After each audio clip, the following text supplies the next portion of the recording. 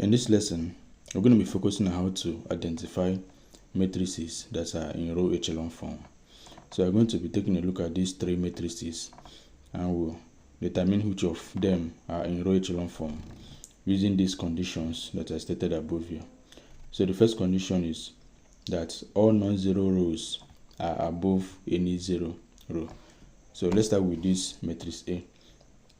So from the first condition, all non-zero rows are above any zero row. So you can see that this row 1 are all non-zero rows and they are above this row which has 1 0 and this third row which has 2 zeros. So let's take a look at the second condition. The second condition, each leading entry in bracket first non-zero number from the left then of a row is to the right of the leading entry of the row above it. So as you can see from this row 1, this one here is the leading entry. Now for row 2, this 2 is the leading entry. Then for row 3, this 5 is the leading entry. Now in this condition 2 just state that each of these leading entry, for example the leading entry in row 2 must be by the right of the leading entry in row 1. For example in this row 1 the leading entry is 1.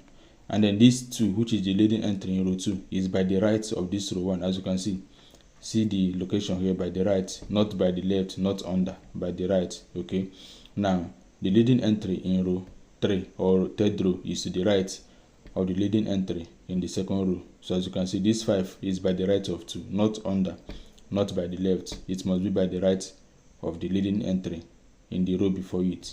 Now for the third condition, it states that all entries below a leading entry are zeros. Now in row 1 the leading entry is 1. Now all entries below a leading entry are zeros. As you can see all entries below this leading entry which is 1 are zeros. Now in row 2 the leading entry is 2. As you can see that all entries below these 2 are zeros. Alright, now for row 3 the leading entry is 5. As you can see we don't have any other entry again. If you had had any other entry, then that entry must be 0 in order for this matrix to be in row echelon form. So let's take a look at matrix B. So I give you matrix B as 4 1 5 7 0 2 4 1 0 0 2 3 and 0 0 0 2. So let's look at the first condition. All non-zero rows are above any zero row. So the same thing as what we have here. You have these are non-zero rows. They are above all these 0 rows. Now for the second condition, each leading entry of a row is to the right of the leading entry of the row above it.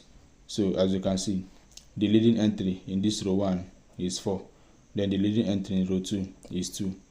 The leading entry in row 3 is this 2. And then the leading entry in row 4 is this 2. As you can see, this 2 is to the right of this 4. This 2 here is to the right of this 2. And then this 2 here is to the right of this 2. So each leading entry in a row must be at the right of the leading entry in the row before it. So the 10th condition, all entries below a leading entry are zeros. So as you can see, the leading entry in this first row is 4 and all the entries below it are zeros. So the leading entry in this row 2 is 2 and all entries below it are zeros. The leading entry in this row 3 is 2. The entry below it is 0. So that is it about that one. Then let's take a look at this third one, the matrix C, which are made up of the elements 3 4 1 0 2 7 and 0 1 5. So let's look at the conditions. All non-zero rows are above any 0 row. So this one is satisfied that condition. Then the second one, each leading entry first non-zero number from the left of a row is to the right of the leading entry of the row above it. So as you can see, the leading entry for this one is 3. Then for row 2 the leading entry is 2. Then for row 3 the leading entry is 1. So we have just identified the leading entries, but are the leading entries in all these rows, are they to the right of the row before them? Let's find out. So in this row 2 the leading entry is 2 and is to the right of the leading entry of the row before it, which is this 3.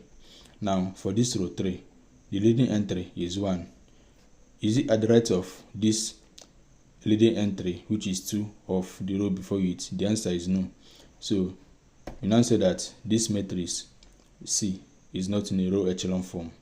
So there's no need of checking the third condition, which says that all entries below a leading entry are zeros, because as you can see, this first column satisfied it, then second column didn't satisfy it, because if it does, we are meant to have 0 here. Alright, so we now conclude that this matrix C is not in row echelon form. So this is how to determine if a matrix is in row echelon form or not. Thank you for watching.